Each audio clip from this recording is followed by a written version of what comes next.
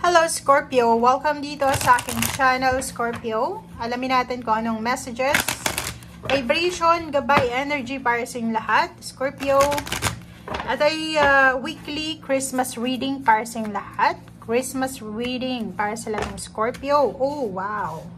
Scorpio, number 20, number 7, number 8. So, ikaw na yung ikaw yung makakaalam nito kung ano yung mga messages na to. So, kailangan mo lang i-confirm ito. Number 7, posibleng ikaw ay makatanggap ng balita, email, chat, call, or any types ng communication ito. Okay? So, ito ay pwedeng tungkol sa iyong pamilya, pwedeng tungkol sa iyong magulang, sa iyong anak, kung ikaw ay nasa malayong lugar, Scorpio, or tungkol ito sa stability ng family. So, it's either gusto mong magpakasal, gusto mong magtrabaho sa ibang bansa, gusto mong magpa-renovate ng bahay. Pwedeng bills din to sa bahay. Like for example, this week, kailangan mo nang magbayad ng kuryente, ng tubig, or ganito, ganyan. And number 8, meron ka ditong false person. Be careful, mag-iingat ka sa linggong ito dahil posibleng maging masangkot ka sa mga chismis, paninira, mga parties, two parties na nag-aaway, pwedeng sangkot ka. So, kailangan mong maging aware. Okay, maging aware ka, Scorpio, dahil like for example, sa sa bahay, pwedeng mga in-laws, magkakapatid, pwedeng mag-away-away dahil sa chat or dahil sa sinabi. So, may Mercury retrograde tayo ngayon. So, mag-iingat tayo sa mga salitang binibitawan natin. Or, wag tayong gagawa ng, wag tayong sasali sa mga nag-aaway-away na yan.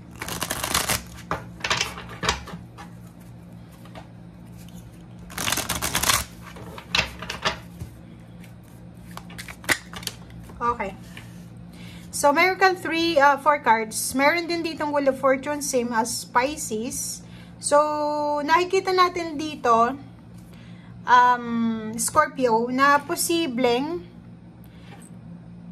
etong Warrior of Cups na to is parang sinasabi na may mag-o-offer sa'yo ng emotional release. Like, may isang tao na parang tutulungan ka niya, 'di ba? Bibigyan ka niya ng point of view na kung ayaw mo na sa relationship, umalis ka na, parang ganon. So, mag-iingat ka dahil pwedeng ang taong ito ay pwede kang ipahamak, yun nga, may false person dito, or pwede kang dalhin sa tukso, parang ganon. But meron ditong Justice and Wheel of Fortune, and Hermit. Sinasabi ng baraha mo dito na Scorpio, posibleng may mga contracts, may pagkakataon tayo para makapag-isip, may pagkakataon tayo para makapag-reflect sa linggong ito. Pwede yung iba sa iyo dyan, may mga offer ng work, offer ng business, offer ng travel, 'di ba? So parang ganon. May offer dito or may offer dito na pwedeng magpabago ng fortune mo. So ibig sabihin, may posible relationship, pwedeng may mag-offer sa'yo ng relationship na pwedeng mabago yung takbo ng iyong buhay, relasyon, or pwedeng may mag-offer sa'yo ng advice para sa peace of mind mo, may mag-offer ng work, may aayusin kang contract, may aayusin kang papeles. So comment down below if resonated yung iba sa inyo dyan.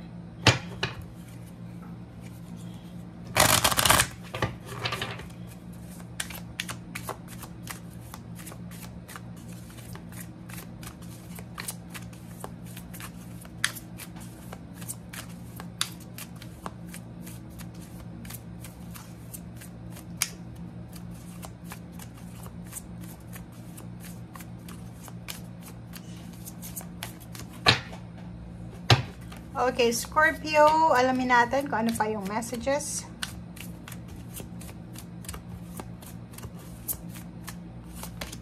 Okay, 6 chakra, Archangel Metatron. Dito sinasabi ng baraha balanse. Mag-iingat tayo sa mga taong pwedeng makaharap mo sa linggong ito.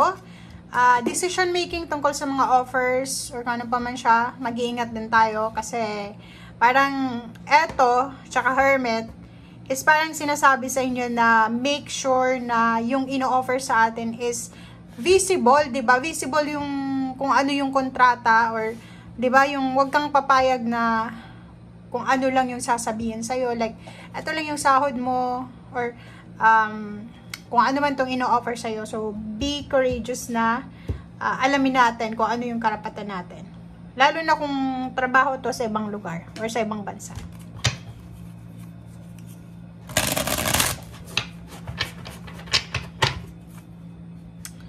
Okay. Wait lang, guys.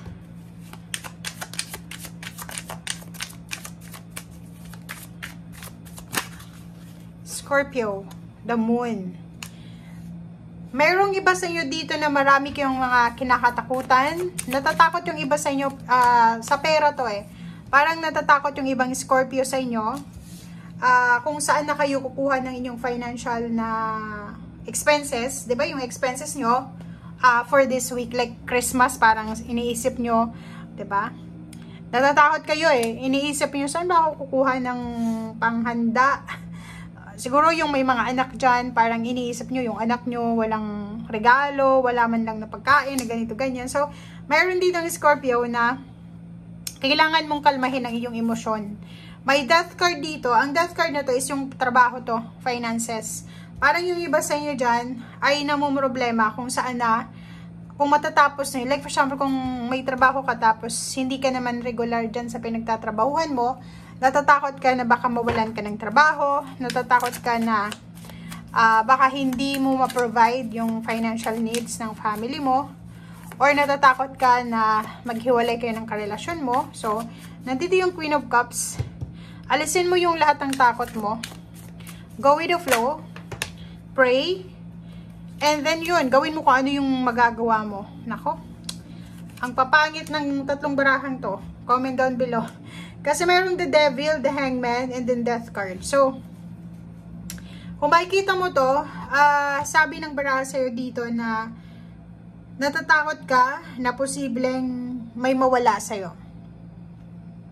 Natatakot ka na posibleng kung ano tong nangyayari sa buhay mo ay posibleng mahang siya, hindi matuloy. Like, ang dami-dami mong mga iniisip na plano pero feeling mo hindi matutuloy. Natatakot ka sa temptation. Ano yung kinakatakutan mo na to? Saan ba to galing? Kung makikita mo dito, bakit nakakaramdam ka ng ganyan? Kasi, posibleng may pagkakataon ka dito na mabago yung takbo ng buhay mo. 'Di ba? Mababago eh. Kasi mayroong Wheel of Fortune. May parang pinoproject sa'yo ang universe na, uy, Scorpio, may pagkakataon kang mabago ito. Pero, kailangan mo magdesisyon. Kailangan mo pag-isipan ng mabuti. Kailangan mong ayusin kung ano yung mindset mo, yung goals mo. Kasi parang ang nakikita natin dito, wala kang permanent na goals. Diba? Parang pabago-bago yung takbo ng iyong isip, yung plano mo. Like, ngayon, ang plano mo ganito. Bukas, iba na naman.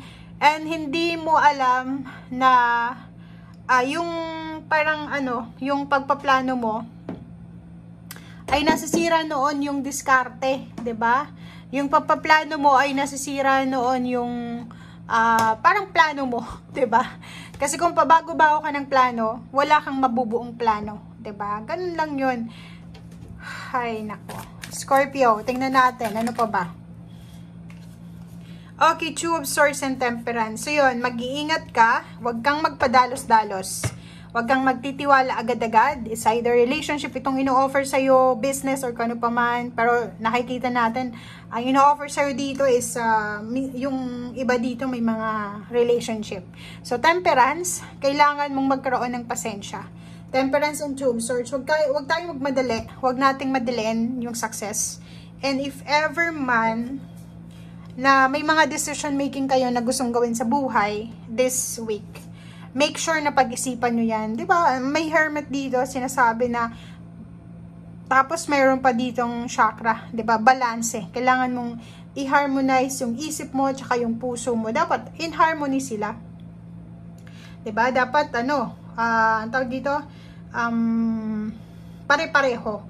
Hindi yung iba yung isip mo, iba din yung nasa puso mo. Dapat synchronize. And yun na nga, wag mong babaguhin. Kung ano yung dati mong iniisip, stick ka lang sa plano mo.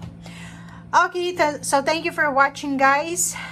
Ito yung Christmas reading mo. Sinasabi ng Baraka sa'yo dito na wag kang masyadong magtitiwala. Kung may pagbabagong gustong i-offer sa'yo ang universe, grab the opportunity, pero maging mapasensya ka. Huwag padalos-dalos ng decision making. Kalmado.